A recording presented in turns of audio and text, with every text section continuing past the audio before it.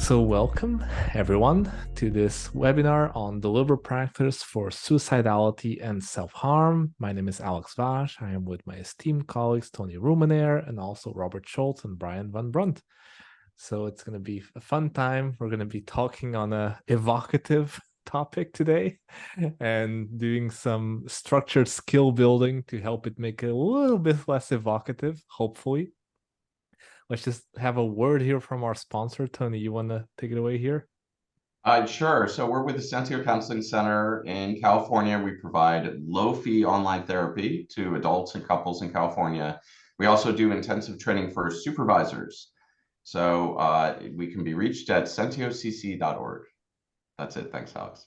Wonderful. Thank you. Great. So I want to take a moment just to present our guest expert for today. So Robert is a licensed marriage and family therapist and professional clinical counselor. He has served as an adjunct professor of psychology at Pepperdine's Graduate School of Education and Psychology for many years and has offered publications on the topics of disaster mental health, addiction treatment, and men's mental health. And Brian Van Brunt is the director of behavior and threat management for the Prep Safety. He is an author of over a dozen books, has spent time as a child and family therapist, university professor, and is internationally recognized as an expert in behavioral intervention, threat assessment, mental illness, and instructional design. And they are also co-authors for the upcoming Deliberate Practice book on suicidality and self-harm. So we're very happy to have you. Thanks for having us, Alex. Excited to be here. So let's have some fun. I'll just do one single theory slide, and then I'll shut up and move on to the specific good stuff. But it is something we always want to start off with, which is this distinction between conceptual learning and procedural learning. So especially in our field of psychology and psychotherapy, often most of our training is what could be called conceptual training or conceptual learning. That's any kind of training that includes reflecting about the topics you're studying. It could be reading about clinical topics or psychotherapy models or suicidality and self-harm. So reading about it, hearing other people talk about it, going to lectures, workshops, etc. That's all learning about concepts and reflecting on these topics, which is incredibly important. We don't want to take that away from the field. But what's usually missing is more procedural learning, which is basically structured skill building where you're also practicing, or I should say, you're also learning by doing. So you're not just thinking about concepts and theory, but you're also practicing specific skills in a repeated fashion and in a way that you can get immediate feedback and refine your performance over time. Most procedural learning in our field tends to be these kind of free-form role plays, which is something, but the little practice kind of gives the extra bump there by making a very systematic form of skill building where you can be practicing the same skill over and over again and get better at it over time.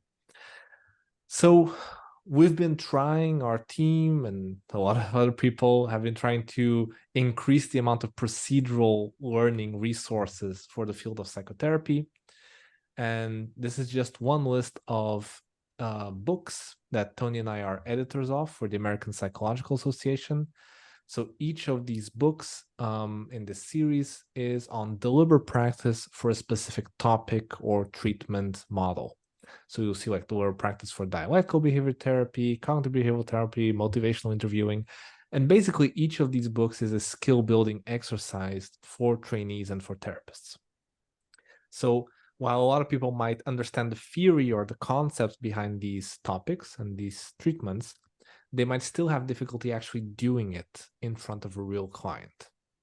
So we're trying to fill that gap by giving opportunity for the trainees and therapists to practice skills from these models and get better at them over time. And we're doing a book right now on the topic of deliberate practice for suicidality and self-harm. And Robert and Brian are lead authors on that book. And so they'll be creating 12 deliberate practice exercises, skill building exercises to help trainees and professionals feel more comfortable in addressing suicidality and self-harm. So that book is still in development, so things are really fresh, which is exciting. The book will come out sometime in the future, but we're now in the middle stages of development. Before I jump into the specific kind of topics that the book will probably address, some of the skills that will probably address, I want to just kind of open up for conversation for Robert and Brian, a more open-ended question. And that is, what, in your opinion, is the benefit of the lawyer practice in the context of helping trainees and therapists feel more comfortable dealing with suicidality and self-harm? Because let's face it, there's a lot of books, a lot of resources on the theory of suicidality and self-harm. How does the lawyer practice help in any way? Feel free, any of you, to start. Yeah, I'll take a first run at that question. I think it's kind of like your first slide, where, conceptually we know, like, it's super important, to be able to get at, whether someone's having suicidal ideation or not. But it's a whole different thing to have to step in and ask the question. And, I even know, having been a therapist for many years, and I'm sitting in the room with a client and, something comes up in the conversation where I'm sensing, I need to go there. And I have to be really intentional about what I'm going to ask.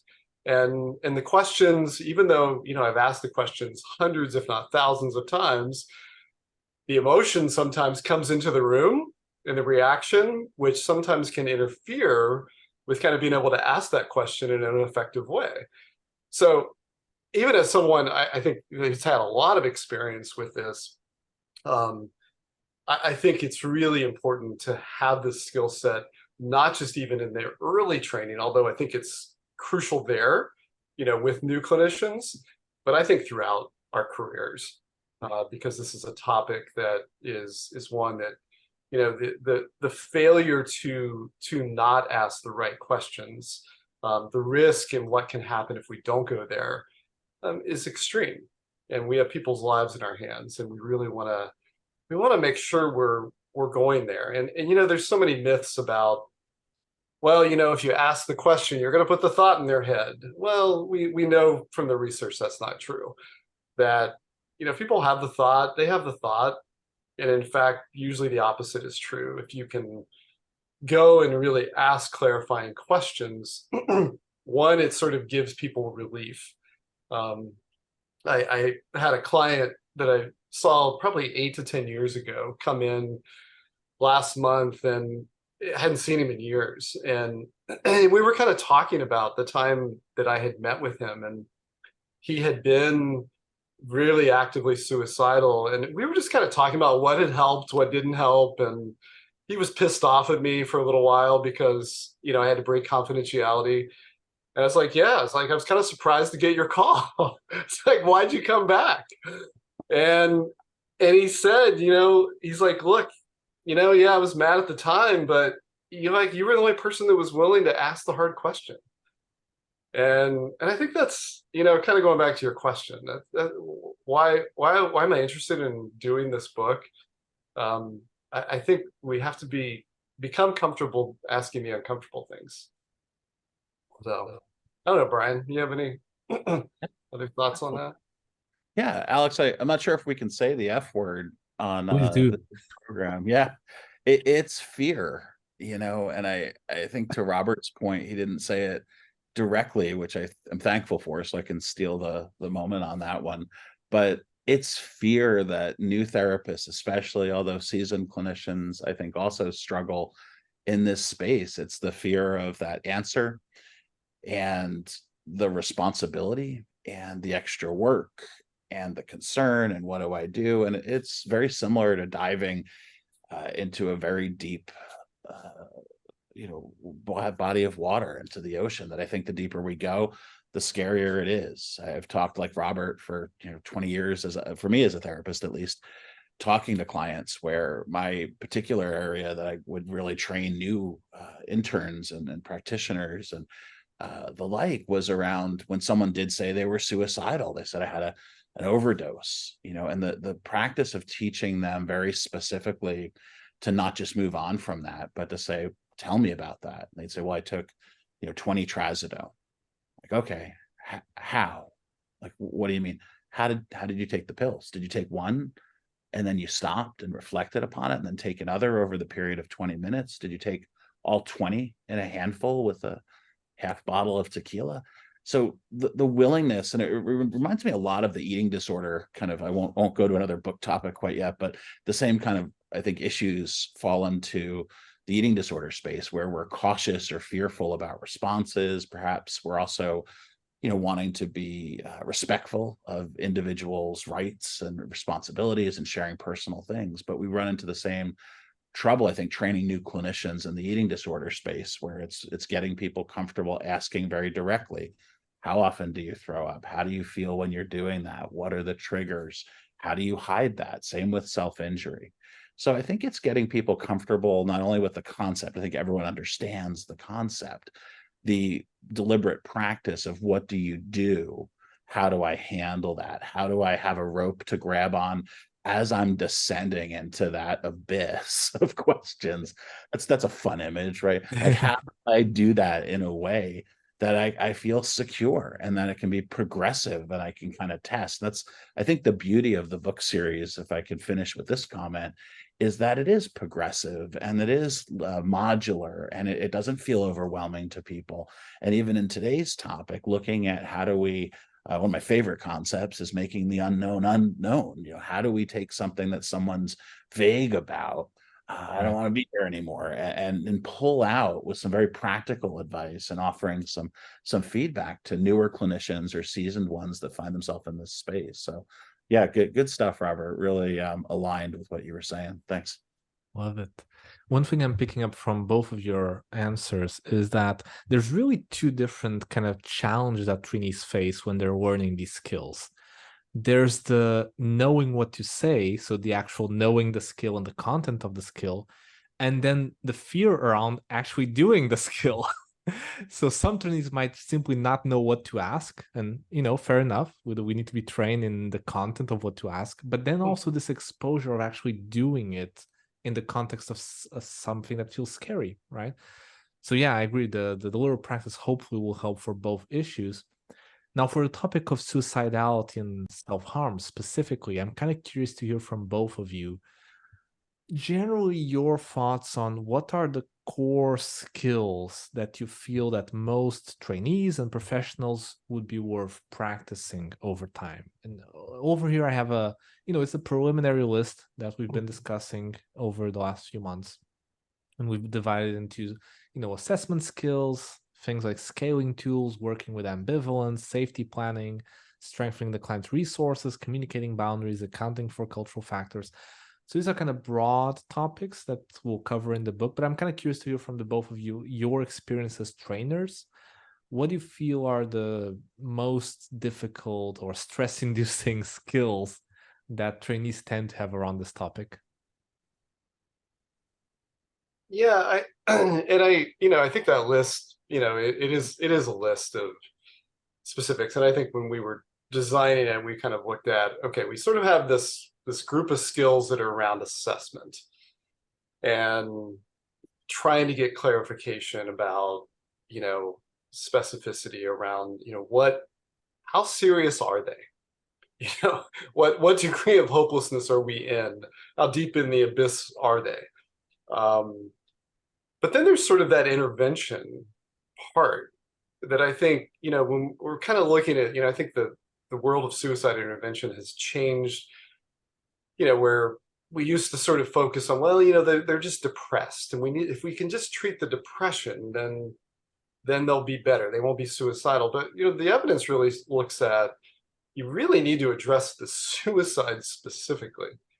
I think Craig Bryan talks a lot about that in his books on kind of rethinking how we treat suicide. And so, I think it's the willingness to continue to go back to it, and like that it may not have a diagnosis, but it's part of the ongoing treatment when you're working, particularly with someone who's chronically suicidal.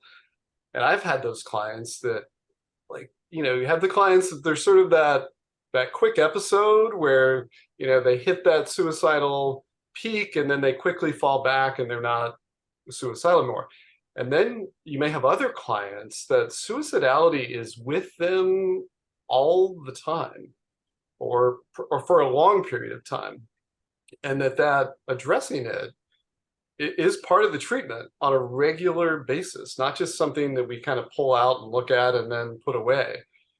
So I think as we're developing the skills, it's appreciating that, yes, the assessment skill part is important, but it's also what we're doing after, and that we're trying to develop some skills and opportunities for therapists to learn.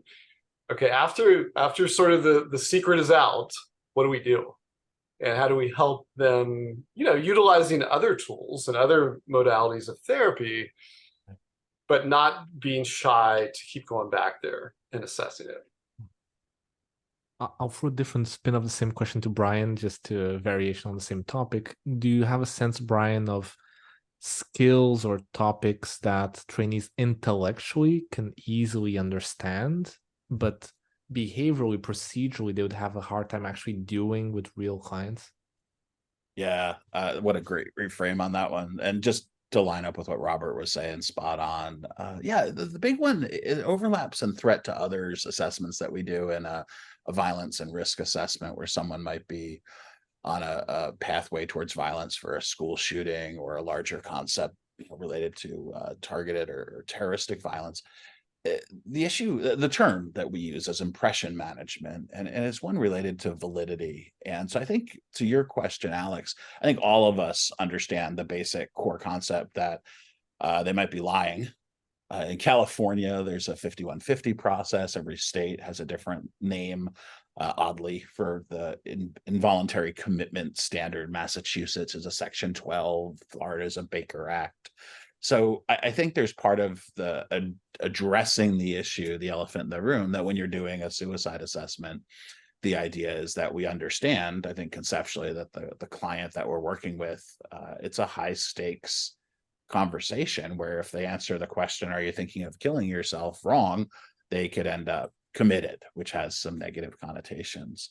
So I think managing, if you will, the impression management, and having a really nice deliberate practice approach to how do we pull out a little bit more, how do we create a nurturing space so the person feels comfortable, how do we offset through our scripting the concerns that they have, that they're gonna say the wrong thing, and the people in the white, with the nets and the old straitjackets are going to come and take them away. So I think dealing with that in an assessment space is important. I've watched very smart people go through a checklist, and I love checklists. The Checklist Manifesto, great book. Checklists are wonderful, having that ability to go down. But the idea of just having the checklist and kind of missing the fact that they might be trying to manage their impression, how you're reading that related to this, which touches on psychology concepts of validity and witness or patient credibility. The other part, like Robert, if I could jump in quick on the intervention piece, is, does it fit? Does what worked for you or another patient, is that going to work for them? And then we get into issues very quickly of cultural competence, which is broad, right? We also get into issues of, say, neurodiversity with someone who might be on the autism spectrum, who, we have the intersectionality here of suicidality, along with, a very, unique way of processing information that's often on a spectrum. So understanding, is the intervention, it reminds me of the old therapeutic question, what therapy for what person, for how long, right. We need to think about it that way. What intervention is going to work best, and not to fall into these traps of just assuming what worked for one person will work for another. The final one, and this is an artifact of having been a partner at a law firm for a while and in higher ed risk management, but this one's around documentation. And it's not necessarily, I think, a direct patient skill, But the idea of documenting well what happened, and I often would train interns and say, listen, write as if everything that you hoped happened didn't. The person, and I know it's sad to think, but kills themselves in between now and when they were scheduled to see you again. Have you written a note and documented your process in a way that's protective of your practice and best standards? So for example, like a medication referral, or I've had some therapists who are, and I like this idea, especially in the men's space. Robert and I have talked about this, like sweat lodges and non-traditional treatment modalities. Those are wonderful, but also making sure we're checking off the ones that are required. Finally, my little hint on documentation that might be a practical takeaway from people. I love the metaphor and the analogy of, if you open in one note a concept like this student, this patient, this person presents with suicidality, make sure you go back and close that door. I'm imagining the parent who wanders through the house, turning off the light switches and shutting the windows, that we have to close the risk that we opened. And as someone who's done audits on centers and come to, look at other directors' work and, do these needs assessments, one of the things that people don't think about is the way we write practice notes and our treatment documentation isn't the way an auditor reads it. And it's a very powerful exercise to take a patient or someone, a client that you're working with, and look at the notes chronologically rather just as blips in time. And when you do that, when you have the scroll that comes down and you read it that way, you start to notice open doors that haven't been closed. And that applies, I think, both to suicide risk as well as risk to others in both the imminent space that we're very comfortable with understanding, but also this new area of, is this person going to be a danger in the future from a targeted violence or a mission-oriented violence perspective? So longer answer, but just wanted to jump in. Alex, can I follow? Oh, sorry, Tony. No, please go ahead, Robert. And I think maybe, Alex, it comes back to answering your question even a little further. Even as we started writing the exercises, kind of, on top of what Brian talked about around the impression management part, is really, yes, there are these skills, but boy, that relational part, that really staying connected with them in a very deep empathic way, is so much part of the skills that and that's the way we kind of keep connected and continue building the trust throughout these exercises, because they are vulnerable, for the risk of, a 5150 commitment, or, whatever that's going to mean in their family system for that information to come out. And so that's something, even as we develop the exercises, we'd start to create the exercise around a specific skill, important the skill, the procedure, but really kind of saying, wow, I think we need to go back to, how are we connecting with this client before we maybe ask this harder question and go at it and get that information. So just wanted to add that. Tony, you wanted to add something as well? Yeah. Thank you for that, Robert. This is a question for both Robert and Brian. When you're training people in how to address suicidality, self-harm, how much of it is the skills and how much of it is, Brian, you used the term, the F word, fear, the practitioner's fear of bringing it up, and like, where's the balance there, do you think?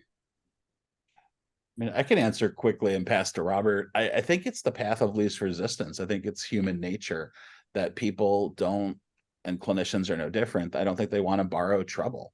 So if there is my early work was doing psychological commitments in Salem, Massachusetts, literally out of a old nunnery. So it was full of these beautiful allegories. I learned my chops working a mobile crisis team. They would arm us with section 12s, which were pink slips, and we would endorse them from the psychiatrist. And we were just this mobile team that was talking face to face with people everywhere you could imagine, looking at commitments. And, to that point, I think I would notice early on with other clinicians doing the work that there was a huge, and I don't know the best way to describe it, but like benefit, I suppose, to saying, are you thinking of killing yourself?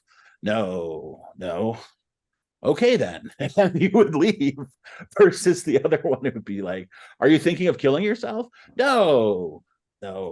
And it's that second no where you're like, can you tell me a little bit more about that? And 2 hours later, you're maybe processing a commitment still, or talking to the insurance company. So I think we have to look at the human factor of, and I know it's kind of a bit of an ugly thing to acknowledge, but when we dive deeper into a suicide assessment, the level of work and risk, and the more we dig, the more we kind of own. I'm assuming it's similar to a medical doctor, and why they don't give a quick response to, hey doc, my arm hurts on my left side a little bit, do you think I'm okay? Like, the doctor who just walks away is at a way lower risk than one who says, I don't know, let me check your pulse. So as soon as we engage and start going down that pathway, there's also this burden of extra work. And that leads probably away from deliberate practice a little bit, and more towards the just acknowledging that with the trainee and reaffirming that this is important to the work we're doing. And it's frustrating because there's still programs out there where I'm dealing with directors of centers in different locations who say, doing a suicide assessment is not one of our core skills as a licensed clinician. And after I recover for a little bit and I've mumbled to myself some, I'm like, it absolutely is. And let me show you in your licensing standard why. But you watch people wiggle away from that responsibility, and more's the pity. Robert? Yeah, I mean, I think it's uncomfortable. And I think even in terms of, as we were even doing some of the writing, the statements, and it brings up a lot of emotion, the statements, and as we're kind of, obviously we're not putting specifics around, any sort of disclosure that client details in the statements, but a lot of the things that are coming out in this book they're from our lived experiences, of working with people who are in that place. And it's emotional. And really helping, whether it's a new trainee, sort of manage the emotion that comes up, and creating space in your center to really process what happens when you've had to sit with someone struggling with suicidality, but also like even those that are more seasoned. And I think that's something that we don't talk enough about, sort of that debriefing. What are the effects that having these conversations also has on clinicians in the field, from the person in grad school learning it for the first time, but for the person who maybe they haven't had a suicidal client in 10 years, but then they do, and the effects that has. So yeah. And more so Tarasov, Robert, just as a quick aside, like that, I think that's a beautiful study to do. If we could get hold of a bunch of licensed clinicians and ask how many times in their career they've had to invoke Tarasov, I think it's very few. I mean, my guess would be 5-10%. And I think it's akin in the law enforcement space to drawing a weapon. It's an essential skill set, but I can't tell you how many times I've consulted with experienced clinicians, 30, 40 years in the field, who've just never had a Tarasov case, and understanding, the distinctions between should, ought, and must, when it comes down to that, balancing state licensure requirements and ethical standards, especially running a clinic that might have multiple, standards that at play, social workers, LPCs, LADACs, divinity folks, and psychologists. So it's the outlying behavior, but it's one that is all the more important. This might be kind of the perfect segue to actually show what a deliberate practice exercise looks like, because we've been talking about, how skill building is tough in a sense, because you are facing very anxiety-inducing topics here. And so I think it would be valuable to show people what it actually looks like. And the sheer format of these exercises, in a hopefully gentle way, kind of forces the trainee to really repeatedly expose themselves into these anxiety-inducing contexts and try to practice doing something helpful in that context. So we chose one of the exercises that we've been developing for this book. And so the exercise that we're going to be focusing on today is on clarifying questions, which both Robert and Brian have already mentioned is one of like the key skills that even if intellectually trainees might know about, they might shy away from doing for a number of reasons. So the way a Dolor practice exercise work is we set up very clear, what we call criteria for what the therapist is supposed to do the skill correctly. So in the context of clarifying questions, the therapist has to reflect or validate the client's statement, whatever it is, they start there. And then they invite the client to elaborate on an element that is vague in their statement. So clients often are vague, and trainees and professionals, of course, often don't address that vagueness. So this exercise really helps trainees not just realize that the client is vague, but doing something about it, which again can be anxiety inducing. So let's see an example here. Let's imagine that the client says, "Some days I wonder if everyone would be better off if I'm gone." The therapist could meet the criteria by saying, "That sounds tough, as if you feel like you're a burden to everyone and that no one would miss you." So that meets criteria 1, reflect or validate the client's statement. They then ask, "What do you mean when you say being gone?" And that meets the criteria 2, invite the client to elaborate on an element that is vague in their statement. And so notice, back to actually what Robert and Brian was also saying, there's a relational element here. You start off relationally by reflecting and validating, but also really facing this kind of anxiety-inducing vagueness and inviting the client to be more concrete. Before we actually jump into a little demo, I'm curious, Robert, Brian, is there anything else you want to add to the importance of this exercise? Any thoughts on it?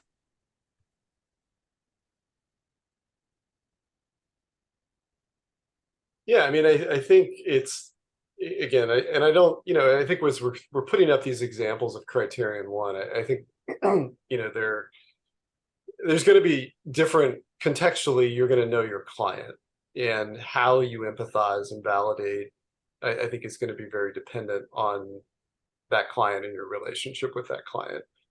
But I think what it does do, I think, as we sit in these conversations, when clients are in kind of that high emotional state, and there's different emotions that might come with these statements.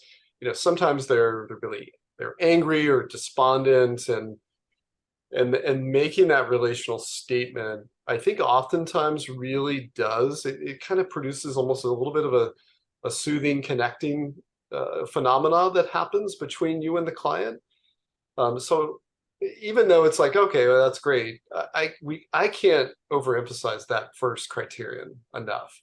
That really sets up, I think, the ability for the criterion 2 to go better. That question to be more likely that they give you a more accurate response. Right. That's my thought on it. Yeah, I love that, Robert. I think it was right in line with my thinking, that it almost sets like it puts the ground in kind of a fertile place, right? Like it takes that ability to have them feel heard. I lean into my Rogerian roots here and my existential roots, where we're honoring the idea of the anxiety. We're not jumping past it. They're feeling heard, which means that the next statement we have is built upon that connection that we're building with the person. And the secondary piece there takes it to the next place. And that's often a trainee. And I keep saying trainees, like, it's any of us who are in this practice. We all benefit from a continuous improvement model. There's great work in this space around growth mindset, looking at how we learn over time. So it's really all of us, myself included. And understanding where to go next is often, part of that fear for, I think, therapists. They say, do you think you're going to kill yourself? When you say gone, that's wow. But it also gives you some directionality to where to go next. And I'm having this memory of an early book that I looked at. Might have been like a Corey and Corey. This was back in like probably 94, 96. And it was one of these books where it was the first time I had seen a client transcript with a therapist. And what it had were these like inserts, right? Where it would say, this is what we're thinking.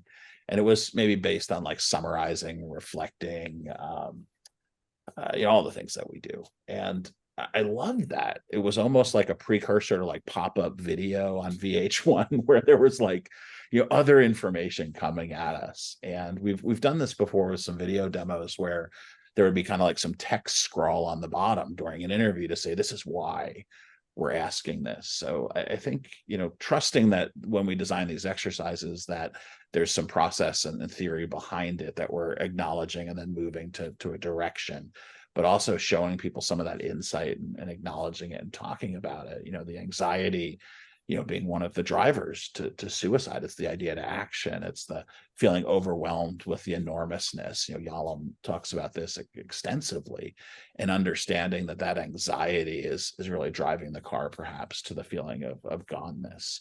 Yeah. There's a lot more than when you look at the exercise. I hope people don't see it as just one of those like blue mimeographed worksheets that's like, oh, I'll do this, and that. But there's so much that goes into what's not being said there, and why statements are designed the way they are. So yeah, well said, Robert. And to both of your points, thank you both. It's interesting that, the oral practice exercises aren't telling you the words that you have to use. They're not telling you what to say. They are giving you principles, right? Which is arguably more important. Trainees and professionals can find their style within these principles, but in order to do these skills well, we do need guiding principles to practice them repeatedly, right? So these exercises, we're going to try a couple more examples here, but the idea behind these exercises is that we don't want to do free form role plays, because that will kind of go all over the place.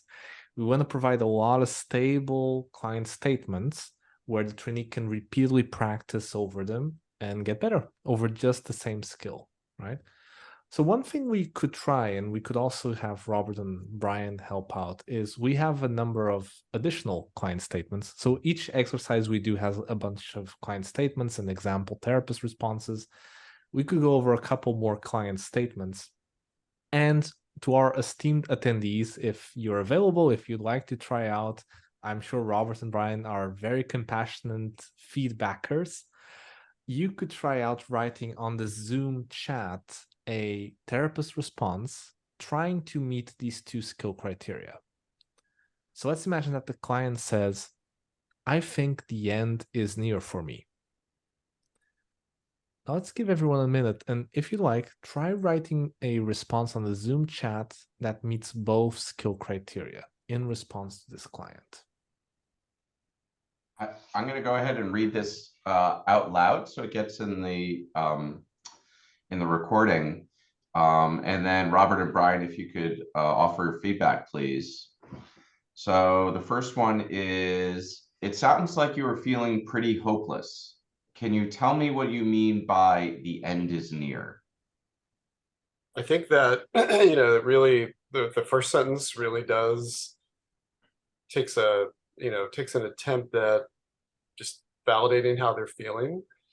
And the second, the question that was asked, zeroes directly in on, that vague part of the statement, the end is near, which could mean any number of things. So I think the one thing I might do a little bit different, have you consider is even turning that into a little more of an open-ended question. What do you mean when you say the end is near? So it sort of, rather than giving them a yes/no response, I don't think it's, you still may get good data asking it that way. But I think when we can put these into open-ended format, I think it sometimes creates a little more space for them to respond. I like that, Robert. It's a funny aside. One of the things that I learned about myself after I stopped doing therapy for a while and started to do some fiction writing was being a therapist for 25 years really screwed me over in terms of being a good fiction writer. And here's why. Everything I'd say or write was conditional, right? And what I mean by that is I got really good at saying a question like, wow, and this is more to your point, Sandra, it sounds like you're really having a difficult time now. Maybe you're feeling overwhelmed with things going on in your life, and it's making you feel as if there isn't something in the future. Maybe it's a lack of hope, or feeling like there's a despair even. Does any of that make sense? And what I've done there is asked like 12, maybe not 12, 5 different questions. And what I found in my writing in the fiction space is everything was conditional, which is not a great writing technique. What I think I would do with this, to be practical with it, is you lock in a little bit, Sandra, this is just my overcritical take on your writing here, is that the hopeless is a term that they haven't offered yet. So I would try to put a condition attached to it. So I might say something like, it sounds like, and I would use the experience. It sounds like, you know, you seem to me very sad and maybe resigned that things aren't going to get better, maybe even feeling hopeless. And I think the maybe there gives the client the chance to correct or say, yes, hopeless is exactly it, or not quite. And then you have this gift of, what does make sense. And anytime a client corrects me, I see that as a wonderful experience. It means there's enough relationship there to do that. And I do like the directional part of it. It's a more, you know, it's a summary reflection. It's pretty straightforward. It's not anything overly complicated. It's, you know, help me understand what do you mean by this? And again, you know, a more, to me, advanced way of saying that might be, when you say the end is near, that makes me, again, feel like you might be being desperate or overwhelmed, or like maybe there's no chance that things are going to get better. Are you feeling any of those ways? Can you help me understand better or more? And that way you're giving them, the way I would describe it, is multiple points to attach on. And that's really important, I think, on the back end and the second half of the question, because it almost gives, I'll try not to use a virus analogy after COVID. That's another thing that got wrecked. But the idea of like having kind of a stickiness to the question, where you give them some different options when we're trying to move them forward. In the assessment space, this can be a danger zone, because if you're asking really multifaceted questions with lots of different jump on points, the intake then, or the assessment, takes, you know, 5 days. So, you know, especially though, when we're trying to lead them to tell me more about that, that's our goal. Giving them multiple jump on opportunities. So thanks for sharing that, Sandra. I hope we weren't overly too overly direct with everything that you said there. I thought it was, you know, good response. Yeah, that's great. So I mean, it sounds like Sandra definitely was like well in the ballpark, because both of you were offering kind of subtle, nuance, you know, adjustments to it. And that this is a great example of how Sandra says she appreciates the nuance. Yeah, this is a great example of how deliberate practice, you know, in a relatively quote unquote basic skill, right? This is not some, you know, fancy psychoanalytic interpretation or something, could still lend itself to the value of rehearsal, even by a clinician who's got the basic skill down, right? Like this might pass a licensure exam, but you can see how you can continue to refine and improve the subtle nuance of the delivery. Let me read another one here. So here's the other response. It sounds like a very sad place. Can you say more about what that means? I can take a first swing at this one, Robert, and pass over to you. You know, and here's the challenge for me, right? Like, I think I get so excited by how we can kind of do these differently. So I loved what you said, Tony, to the impact of these would all pass the licensure exam. That's a great way to say that, for sure. So starting there, I see opportunities in this statement to almost lean into a metaphor therapy kind of place. Again, maybe more than a simple deliberate practice exercise, but just the idea of like, the place you are right now seems sad and lonely and maybe isolated, creating some desperation. Can you tell me more about that? Is that accurate? Did I get that right? Or is it not? Like, it feels so lonely. And this is where, again, depending on your practice and how this might apply, I might say something like, when you say something like that, one of the things I reflect on is, you know, one of the scenes in a movie where everything's dark, you know, and if I know the client, you know, I might lean into, depending on age and experience, I might say, you know, the never ending story, or, you know, how much you want to go to Atreyu. That's a pretty dark place, but, you know, to go into places where there's a sad scene and it feels like you're there. So not only are you clarifying them the question and asking them to maybe describe something, or if you were an art therapist, having them draw what that place would look like, you're validating and staying with, which I love, the pain that they're expressing. They seem sad and resigned, right? This is where they are. They feel hopeless. So you stay there, and then you try to expand. And being creative with art popular media. Have you ever felt like this before? What is it like to feel? Do you feel trapped or hopeless? Do you feel like and you can, again, for younger clients, I might even prompt and say, it feels like you started a journey and you like lost the map. Have you ever had does it feel like that? Like you were good and then it's changed? So now you have all these great opportunities in a treatment space to sort of connect and move forward. So I think this is a great licensure level answer. I think if you wanted, is it Rusty, just some more detail there, the idea of going a little deeper could play too. Robert? I think you covered a lot of it. I guess I'll mention for each of the responses, and I think in crafting these, we're putting words up on the screen, but I also want to just comment a little bit on emphasis and tonality and pacing of our responses. So critical. So like when I even look at, if I even go on to Danica's comment, like that, the first word, wow. Like I think in and of itself, that, wow is a word. I think that word wow, said in a really kind of wow sort of way, maybe really meets the client where they are. If it's stated as wow, it may be kind of off-putting to the client, because they're like, well, I just shared with you this really, really dark thing, and your response was wow, exclamation point kind of thing. And so I think it's the words we choose, it's the pacing. I think when we're in this, when I kind of think of it, when somebody's in a really depressed and suicidal space, although I think the experience can be a little different, but it's dark, it's slow, it's foggy. And I think us being able to kind of mirror that, like really be with them in that sort of place where they don't see an out, in our responding, and really doing it slowly and carefully, how the words we choose is just critical. I don't know if I'm being clear enough on that, but it speaks to, I think, the word metaphor, but it's sort of how we show up in the room to reflect this back to them.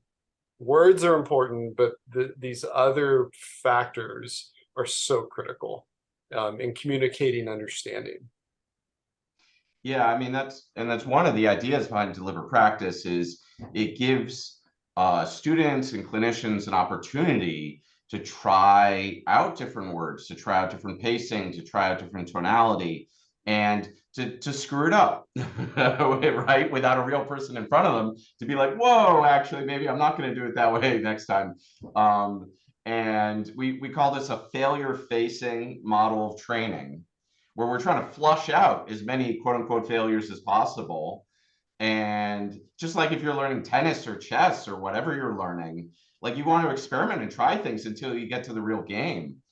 And so especially, as both of you have mentioned, this is a high stakes topic, right? This is, I mean, there's empathy here, which is a relatively basic skill, but it's empathy in the context of a very high stakes, potentially high stakes situation. So the accuracy of the empathy potentially matters quite a bit, right? Like, Brian, when you were describing going around, in Massachusetts and doing the, emergency response, I mean, you've got a few minutes to attune with someone, and they know if you're attuning or not, you know what I mean? And if you don't nail that, if you don't get that credibility, the rest is written off, right? I read somewhere, right, the expression of empathy, Robert's important, right? Like it's not only having the empathy, but it's the expression. Yeah. And the tune up. I mean, two thoughts. One, Tony, first, like I just recently got into the whole black box thinking and the growth mindset stuff, and it's cool stuff. And I love the flushing of the negative, but also the valuing of the presence of it, that it becomes, almost a treasuring opportunity to improve, that we don't want to just skip back, that perfection is kind of an elusive facade. Yeah. And Robert, what a cool frame on the wow. It's the equivalent of the taking off the glasses and saying, my goodness, Like, and it's an expression of empathy, and the use of that is conveying it to the client. I'd say a quick add to it, Danica, would be, I think you're spot on. And again, this is, you've passed the exam. This is fine. If we're being picky, I love the word holding. You grabbed a concept. I would say lose some of the therapeutic language from the textbook on, like, that sounds like, because you're there to help me understand what that means to me. It can feel a little scripted. I love the concept of holding. I think you're onto something there. And I think if you expanded upon that to say, wow, it feels so heavy, the things that you're holding related to this. Can you help me understand what's in your arms right now? Like, I think you hit the tone spot on with the word holding.